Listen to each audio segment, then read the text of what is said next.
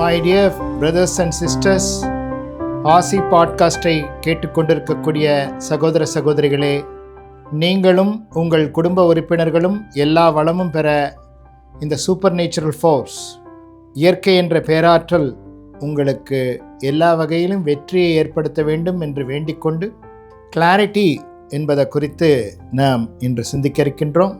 இந்த கிளாரிட்டியை பற்றி திருமூலர் சொல்கின்ற போது, தெளிவு குருவின் திருமேனி காணல், தெளிவு குருவின் திருநாமம் செப்பல், தெளிவு குருவின் திருவார்த்தை கேட்டல், தெளிவு குரு உரு சிந்தித்தல் தாமே அப்படின்னு சொல்கிறார். அதாவது மாஸ்டர்னா எப்படி இருக்கணும் அப்படின்றதுக்கு ஃபஸ்ட்டு குவாலிஃபிகேஷனை என்ன சொல்கிறாரு, அவரை பார்த்த உடனே ஒரு கிளாரிட்டி நமக்கு ஏற்படணும், இருக்கிற கன்ஃபியூஷன்லாம் போகணும் அப்படின்னு சொல்கிறார். அது மாஸ்டருக்கும் பொருந்தும், ஒரு குடும்பத் தலைவருக்கும் பொருந்தும், ஒரு ஆஃபீஸில் மேலதிகாரியாக இருக்கிறவருக்கும் பொருந்தும், ஒரு கல்லூரியில் பள்ளிக்கூடத்தில் முதல் மாணவனாக வரணும் அப்படின்னு நினைக்கிறவனுக்கும் அது பொருந்தும். எல்லாருக்குமே பொருந்தக்கூடிய ஒரு விஷயந்தான். நம்மக்கிட்ட பேசினதுக்கப்புறம் ஒருத்தருக்கு மைண்டில் இருக்கக்கூடிய அந்த டார்க்னஸ்லாம் போகணும். அது ஒரு நல்ல அடையாளம். குட் பீப்புளெலாம் நம்மளை விரும்பி வர ஆரம்பிச்சிருவாங்க அதுக்கப்புறம். அதனால் அந்த கிளாரிட்டி நமக்கு வர்றதுக்கு ரிசீவ் பண்ணிக்கிறதுக்கும் தெரிஞ்சுக்கணும், அந்த கிளாரிட்டியை கொடுக்கறதுக்கும் நமக்கு தெரியணும். எப்படி நம்ம கிளாரிட்டியை ரிசீவ் பண்ணுறது அப்படின்னு பார்க்கும்போது, குட் புக்ஸ் மூலமாக, நல்ல நூல்கள் மூலமாக நம்ம ஃபிலாசபி புக்ஸு, நல்ல ஒரு கண்டென்ட் உள்ள ஒரு ஸ்டோரி, இதெல்லாம் நம்ம படிச்சுட்டு ரீதிங்க் பண்ணும்போது நமக்கு ஒரு நல்ல கிளாரிட்டி வரும். அதுக்கப்புறம் இன்னொரு விஷயம் என்ன என்று பார்க்கும்போது, இந்த ப்ரீத்திங்கை நார்மலாக ஆக்கணும். அவசரமாக சுவாசம் ஓடிக்கிட்டு இருக்குனாலே கிளாரிட்டி இல்லைன்னு அர்த்தம். இந்த சுவாச ஓட்டத்தை அந்த ரித்தம்க்கு கொண்டு வரணும். அதுக்கு சுவாச ஓட்டத்தை ஒழுங்குபடுத்தும் போது பாடிக்கும் மைண்டுக்கும், ஆஸ்ட்ரல் பாடிக்கும் மைண்டுக்கும், சோலுக்கும் நம்ம பாடிக்கும் ஒரு கனெக்ஷன் உருவாகும்.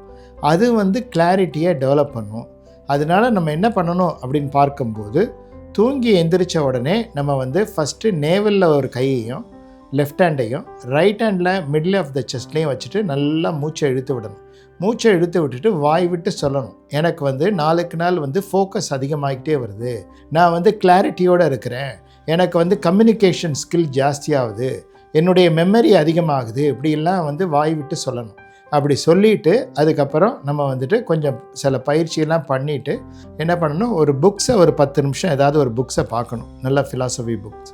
அந்த மாதிரி இன்றைக்கி என்ன புது விஷயம் நம்ம தெரிஞ்சுக்கிட்டோம் அப்படின்றத அதை படிச்சுட்டு யோசிக்கணும். அப்படி யோசிச்சுட்டு அதுக்கப்புறம் நம்ம இன்றைக்கி பொழுது நல்ல பொழுதாக விடிஞ்சிருக்கு, இன்றைக்கி நல்ல முறையில் இந்த டேயை நான் கம்ப்ளீட் பண்ணுவேன் அப்படின்ற மாதிரி சொல்லிவிட்டு அந்த டேயை நோக்கி நம்ம பிரயாணம் பண்ணணும். நம்ம புது விஷயங்கள் எதாவது தெரிஞ்சுக்கிட்டோமா அப்படின்னு மாலையில் யோசிக்கணும். நமக்கு என்ன இயற்கை உணர்த்துச்சு அப்படின்றத பார்க்கணும். நம்ம உள்ளுணர்வு அழகாக மாறணும். நம்முடைய உள்ளுணர்வு அழகாக மாறும்போது என்ன ஆகும் அப்படின்னு பார்க்கும்போது பிரெயின் ஃபங்க்ஷன் நல்லா இருக்கும். இதயத்திற்கு நுண்ணறிவு இருக்கிறது. அதாவது மெடிக்கலி இந்த ஹார்ட் பிளட்டை பம்ப் பண்ணுது அப்படின்னு கண்டுபிடிச்சிருக்காங்க அப்படின்னு நம்ம சொல்லிக்கிட்டு இருக்கோம். அது இல்லாமல் லேட்டஸ்ட்டாக என்ன டிஸ்கவரி பண்ணியிருக்காங்க அப்படின்னு சொன்னால், அதுக்கு சில நுண்ணறிவு இருக்குது. அது நடக்க போகிறத நமக்கு சில விஷயங்களை நம்ம அமைதியாக இருந்தால் உணர்த்தும் அப்படின்லாம் சொல்லியிருக்காங்க. அதனால் நம்ம என்ன பண்ணணும் அப்படின்னா, நம்ம அமைதி கெடாமல் இருக்க பழகணும். அடிக்கடி அஜிடேட் ஆகக்கூடாது. அஜிடேஷன் பிரெயின் ஃபங்க்ஷனை டிஸ்டர்ப் பண்ணி விட்டுரும். அமைதியாக இருக்கக்கூடிய அந்த ஆல்ஃபா லெவலில் இருக்கிறதுக்கு பயிற்சிகள் பண்ணணும். அப்படி பயிற்சிகள்லாம் பண்ணிக்கிட்டே இருக்கிறதோட இரவு தூங்கும்போது நம்ம படுக்கையில் சரிஞ்சு கீழே விழுகக்கூடாது. நம்ம அது ஒரு தியானம் பண்ணக்கூடிய ஒரு இடம் மாதிரி மாறணும். அப்படி மாற்றிட்டு அமைதியாக உட்காந்து கொஞ்சம் நேரம் பிரெத்தை வாட்ச் பண்ணிவிட்டு அதுக்கப்புறம் ஏதாவது ஒரு மந்திரம் சொல்லிவிட்டு அதுக்கப்புறம் பாடியை ஸ்ட்ரெச் பண்ணிவிட்டு வாய் விட்டு மந்திரம் சொல்லணும், மானசீகமாகவும் சொல்லணும். அப்புறம் அந்த மந்திர ஒலி எங்கேருந்து புறப்படுது அப்படின்னு பார்க்கணும். அப்படி பார்க்கும்போது என்ன ஆகும் அப்படின்னு பார்க்கும்போது நம்ம ஆற்றலாக மாற ஆரம்பிப்போம். அந்த கீழே இருந்து மூலாதாரம், சுவாதிஷ்டானம், மணிப்பூரகம் வழியாக சுவாசம் வரும்போது அப்படியே ஒரு எனர்ஜி மேலே வர மாதிரி இருக்கும். அந்த எனர்ஜியை நம்ம கூர்ந்து கவனிக்கணும். அந்த எனர்ஜியை கூர்ந்து கவனிக்கும்போது நம்முடைய எனர்ஜிக்கும் யூனிவர்சல் பவருக்கும் யூனிஃபைடு ஃபீல்ட்லேருந்து வர எனர்ஜிக்கும் ஒரு கனெக்ஷன் வரும். அந்த கனெக்ஷன் தான் நம்மக்கிட்ட நல்ல ஒரு தெளிவை ஏற்படுத்துறது. அந்த கனெக்ஷனில் எப்போதும் இருக்கக்கூடியவங்க தான் ஞான குருமார்களாக இருக்காங்க. அப்படி இருக்கிறவங்கள நம்ம பார்க்குறதே நல்லது. தெளிவு குருவின் திருமேனி காண. அந்த பாடியிலேருந்து ஒரு ரேஸ் வரும். அந்த ரேஸு நம்ம தெரியாமல் நம்ம அதோடு தொடர்பு கொள்வோம். அப்போ அந்த பாடியை பார்க்குறதே ஒரு கிளாரிட்டி. அவங்ககிட்ட பேசணும்னு இல்லை, அவங்க நமக்கு அட்வைஸ் பண்ணணும்னு இல்லை, அவங்க நம்மளை ஹக் பண்ணணும்னு அவசியம் இல்லை. தெளிவு குருவின் திருமேனி காணல், தெளிவு குருவின் திருவாக்கினை கேட்டல். அவங்க இதை நம்ம கூர்ந்து கவனித்து கேட்டோன்னா அது இன்னும் கொஞ்சம் தெளிவை ஏற்படுத்தும். தெளிவு குருவின் திருவார்த்தை கேட்கறது மட்டும் இல்லை, அவரை பற்றி நினைக்கிறது நமக்கு ரொம்ப நல்லது அப்படின்னு சொல்கிறார். தெளிவு குரு உரு சிந்தித்தல் தாமே. அவங்கள நம்ம நினைக்கிறதே நமக்கு நல்லது. தீயார் குணங்கள் உரைப்பதும் தீதே அப்படின்னு சொல்ல மாதிரி நல்லாரை காண்பதும் நன்றே அப்படின்னு சொல்லியிருக்காங்க. அதனால் நம்ம குட் பீப்புளோடு இருக்கணும். அந்த குட் பீப்புள் அவங்க இறந்ததுக்கப்புறம் அவங்க சமாதின்னு சொல்லுவாங்க, அந்த இடத்துல போய் உட்கார்ற போது கூட நமக்கு நல்ல வைப்ஸ் கிடைக்கும், நல்ல எனர்ஜி கிடைக்கும். அந்த இது நமக்கு மெட்டீரியல் சக்ஸஸ் பண்ணுறதுக்கு, வேர்ல்ட்லி லைஃப்க்கும் இன்றைக்கி ரொம்ப ரொம்ப தேவை. நம்ம ஏன் நம்ம துவண்டு போய் விழுகிறோம் படுக்கையில் அப்படின்னு சொன்னால், ஏன் நம்மளால் தாங்க முடியலன்னா நமக்கு சோல் ஃபோர்ஸ் கம்மியாக இருக்குது. இந்த சோல் ஃபோர்ஸை நம்ம இன்க்ரீஸ் பண்ணுறதுக்கு, பணத்தை ட்ராப் பண்ணுறதுக்கு எப்படி பேங்க்குக்கு போகிறோமோ அந்த மாதிரி இந்த சோல் ஃபோர்ஸை இன்க்ரீஸ் பண்ணுறதுக்கு நம்ம என்ன பண்ணணும் அப்படின்னு பார்க்கும்போது, மகான்கள் வாழ்ந்த இடம், மகான்களுடைய சமாதி, சக்தி வாய்ந்த பீடங்கள், கோயில்களில் உட்காந்து ப்ரேயர் பண்ணணும். சும்மா வேகமாக ஓடி போய் சுற்றிட்டு கீழே விழுந்து கும்பிட்டு வெளியே ஓடி வந்தால் ஒன்றுமே நடக்காது.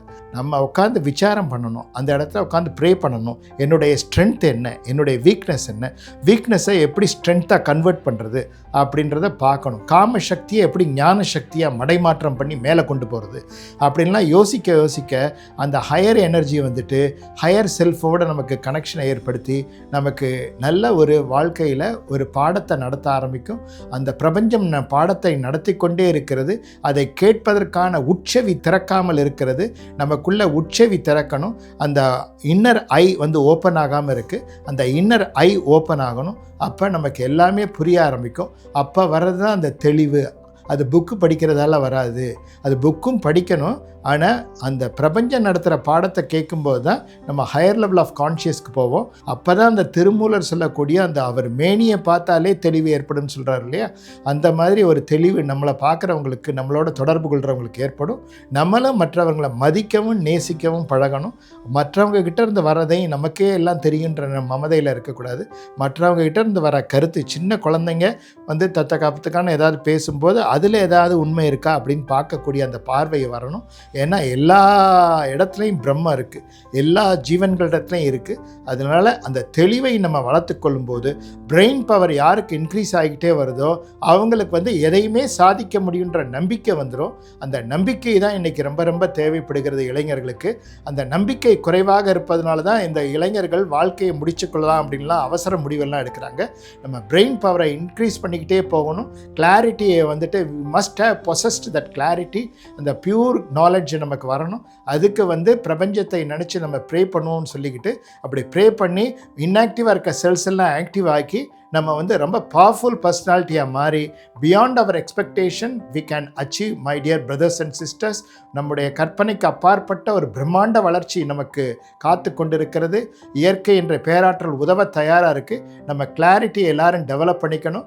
நாளுக்கு நாள் நமக்கு கிளாரிட்டியை வரா மாதிரி புருவ மையத்தில் கையை வச்சு சொல்லுங்கள். டெய்லி நான் இன்க்ரீஸ் ஆகிட்டே வருது, எனக்கு கிளாரிட்டின்னு சொல்லுங்கள். மெமரி பவர் இன்க்ரீஸ் ஆகிட்டே வருதுன்னு சொல்லுங்கள். பிரெயின் பவர் இன்க்ரீஸ் ஆகிட்டே வருதுன்னு சொல்லுங்கள். அந்த இன்க்ரீஸ்ன்ற வேர்டை யூஸ் பண்ணுங்கள். வாழ்க்கையிலே வெற்றி நிச்சயம் என்று கூறிக்கொண்டு உங்களை வாழ்த்தி வணங்கி நிறைவு செய்கின்றேன். வாழ்க வளத்துடன். RC Podcast by MS Ravishankar Raja.